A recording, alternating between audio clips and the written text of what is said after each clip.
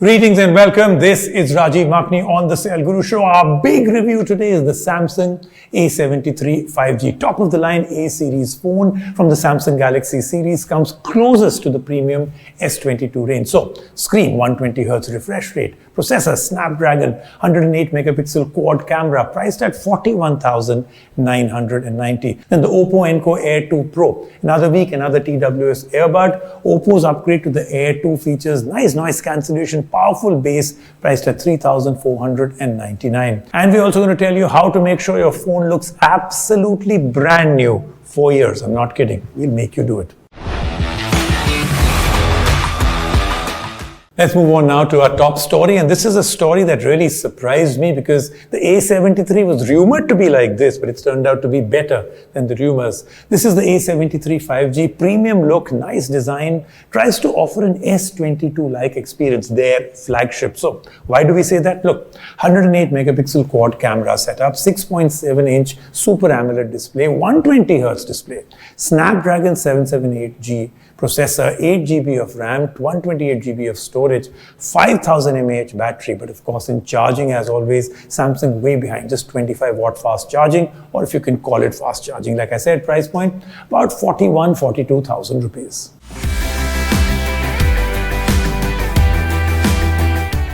There's a certain dichotomy when looking at the premium mid-range segment. The focus is on value, all-out spec sheets, and a whole lot of hardware for your money. Unfortunately, this can sometimes mean compromises in polish. Samsung, on the other hand, is taking a laser focus on the user experience with some sacrifices on the spec sheet. Does it even out? That's what we aim to find out in our Sale Guru review of the Samsung A73 5G. Samsung is taking a page out of the Galaxy S series for the A73, and we absolutely cannot complain. Call it modern minimalism or just a chic silhouette, the A73 5G looks fantastic. The back of the phone is finished in a clean plastic unibody finish that keeps fingerprints and smudges at bay. There is no unnecessary branding other than a simple Samsung logo. What truly strikes out is how the camera module gently rises from the back panel. A smooth curve for where your finger might rest ends into a sharply defined for the camera. Even the 4 cameras and LED flash are laid out in the perfect symmetry, adding to the aesthetics of the hardware. If you thought unibody means less than premium, the Samsung A73 proves it wrong. And that's just the back. The buttons are finished to a high level of polish with excellent tactile feedback. Yes, there is an IP67 rating too, so you can easily take out the phone no matter rain or dust. On the front, the 6.7-inch display is a visual treat. It stretches all the way to the edges with minimal bezels. There are no distractions to be found barring the single camera cutout. And in typical Samsung fashion, the screen screams premium. The 120Hz Super AMOLED panel is bright, vibrant and supports HDR. Brightness levels peaks at 800 nits, which might not be the highest on paper but is more than you'll ever need for visibility under direct sunlight. Add to it the Gorilla Glass 5 for protection and you are looking at a complete package. The 120Hz refresh rate is of course adjustable and you can optimize for silky smooth navigation or better battery life to suit your preference. The performance front is perhaps the most polarizing aspect of the Samsung A73 5G. You see, Samsung is going for the tried and tested Snapdragon 778G chipset. No flagship hardware here. Performance is of course more than a sum of its parts, and Samsung's optimization comes in handy to keep things flowing smoothly all the way around. But a gaming beast this phone ain't. While we had no issues at all with everyday usability, top-end games like Genshin Impact and Call of Duty can throw a bit of a spanner in the experience. They are certainly playable, but you might not be able to max out settings. Moreover, it brings into question Samsung claims of 4 years of software support.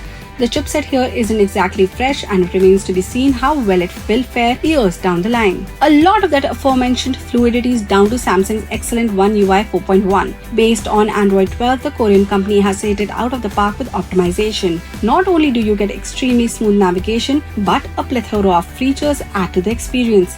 Finally, there is 5G support too across a wide range of bands for future-proofing. The frugal processor also plays a big role in longevity.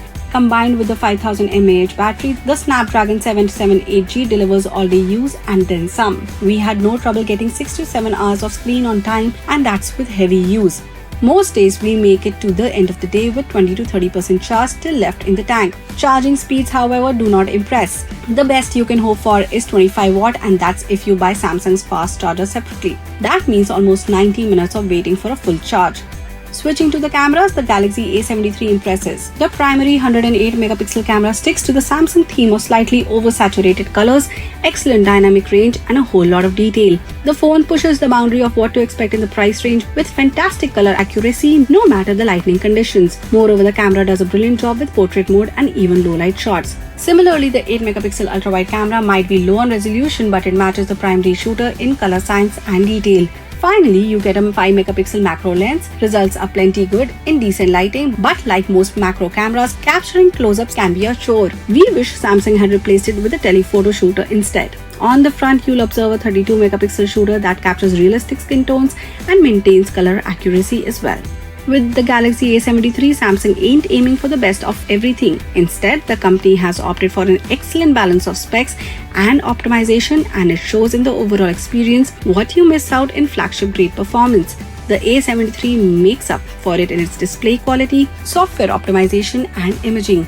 It's not a cheap phone at 41,999 rupees, but for those who ain't necessarily looking for a gaming smartphone, the Samsung Galaxy A73 5G might tick all the boxes.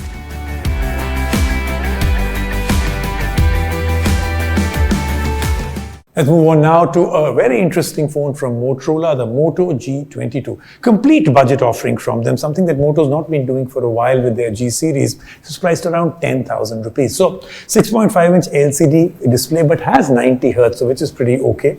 MediaTek Helio G37 chipset, again, okay-ish chipset. Entry-level 4G chipset. Android 12, it is ad-free, almost no bloatware like typical Motorola does.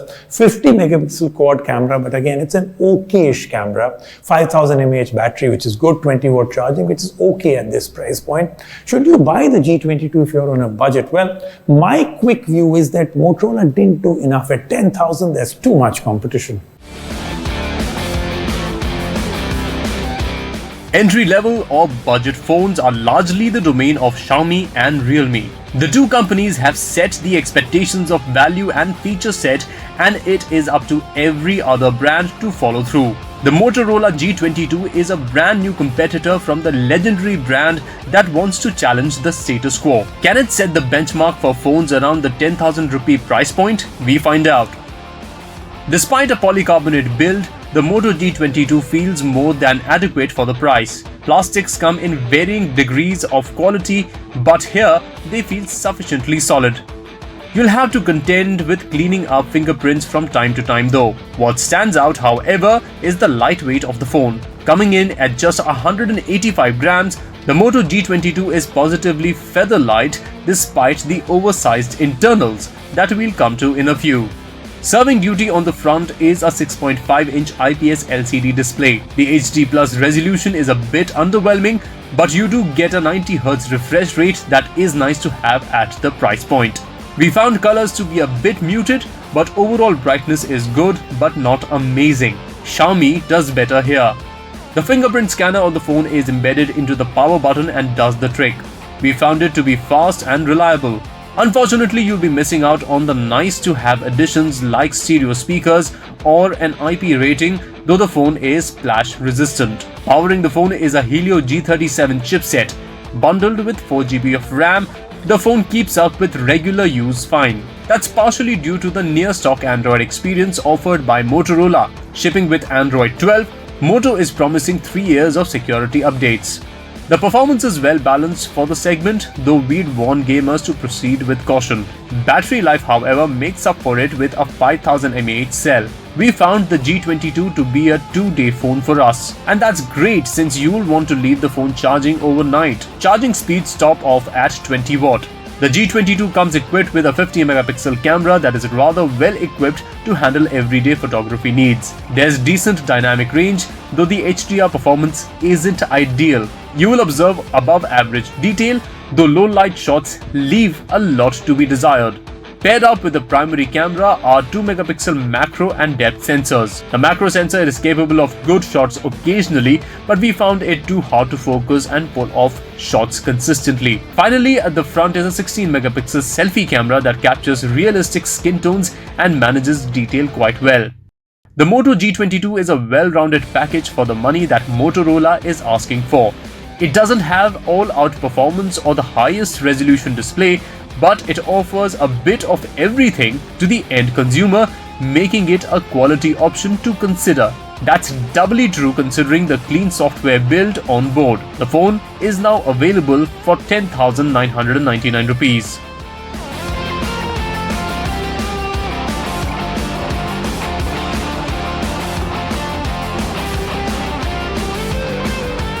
Now we've done two stories, we've not done a TWS earbud. How is that possible? The Oppo Enco Air 2 Pro is up. Oppo's upgrade to the Air 2 has nice noise cancellation, a good bass driver, 12.44mm drivers, IP54 certification. It's priced at 3,499. But what about the rest? What's the sound signature like? Is it really as good as typical Oppo TWS earbuds are?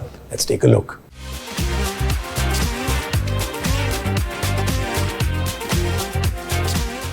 Did you know that Oppo, one of the most popular smartphone brands around, has its root in audiophile grade audio? The company has tapped into that expertise while crafting a broad range of true wireless earphones over the years. However, there are a lot of alternatives around which deliver great sound quality and more.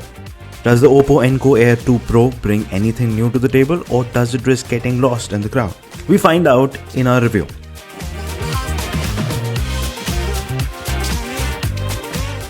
The Oppo Enco Air 2 Pro keeps the design familiar but is leaning into more natural shapes for comfort. The entire case is rounded to resemble a bubble or even a pebble. A refractive edge at the top adds some visual flair that is striking under the right light. Like previous Oppo true wireless earphones, the materials here are top notch, and the Enco Air 2 Pro's case looks better than you'd expect for the price. Pop the lid open and you'll find the earphones nestled inside. A button on the side of the case handles pairing and checking on the battery life. Let's move to the earphones then. The design continues the theme of natural curves. Top of the earphone has a gentle curve that flows seamlessly into the stock.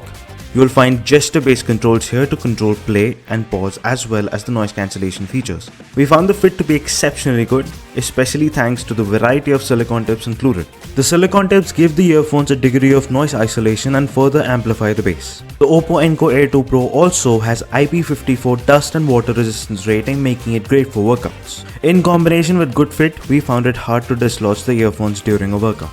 Inside, you will find large 12.4mm titanium coated drivers. The large drivers are key to the bass-heavy sound signature.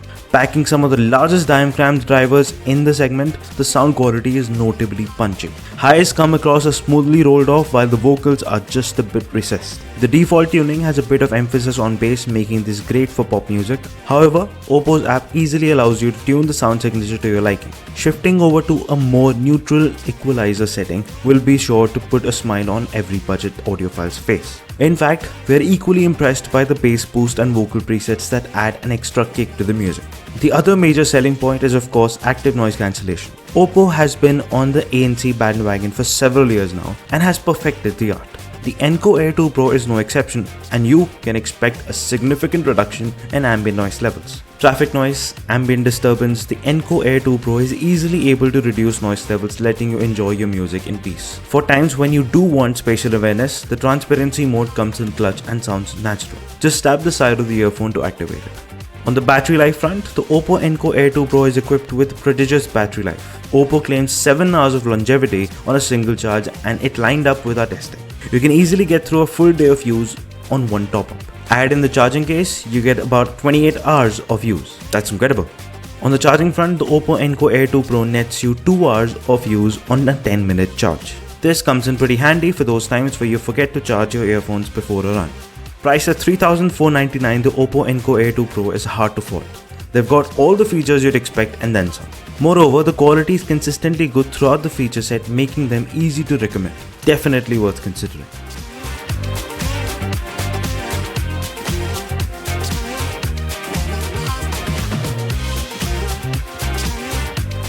Let's take a quick break right now on the Sell Guru Show. When we come back, lots more happening.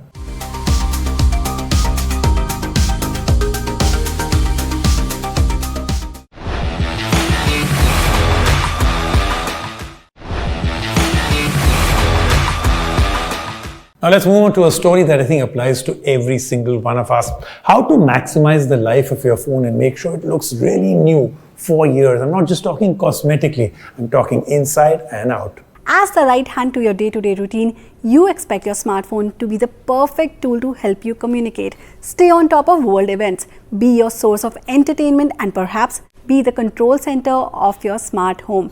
And as an expensive purchase, it is reasonable to expect that they remain slick to use for years to come. Unfortunately, that's not always the case. So here are a few ways to ensure that you can optimize your phone for maximum performance. First, restart and update. Now let's start off with the basics. Feel that your phone is running a bit sluggish? Give it a restart. Yes, the old techie joke of switching it off and on again totally applies to smartphones too. But more importantly, keep your phone updated. It is essential for smooth performance and making sure security loopholes stay away. Second, avoid unnecessary or suspicious apps. Look, phones are pricey to begin with. We get it if you want to install an app or two that you find on the internet. However, it is usually these apps that toss in the spyware or ads onto your phone and bring down the whole experience. Stick to the Play Store or iOS App Store for tried and tested apps. Moreover, it is recommended to either disable or completely remove apps that you're no longer using so that they don't eat up unnecessary resources. Simply head over to the Apps tab under Settings, tap Disable or Uninstall, and you are done. Third, optimize your phone for better charging. Now, most phones these days include an optimized charging setting. Now, this ensures better charging hygiene so that your battery stays healthy over long periods of time. Now, in case your phone doesn't, charging your phone to 80% is a good way to prolong battery drain. Additionally, avoid letting your battery drain all the way to zero since that does have a long-term impact on battery health.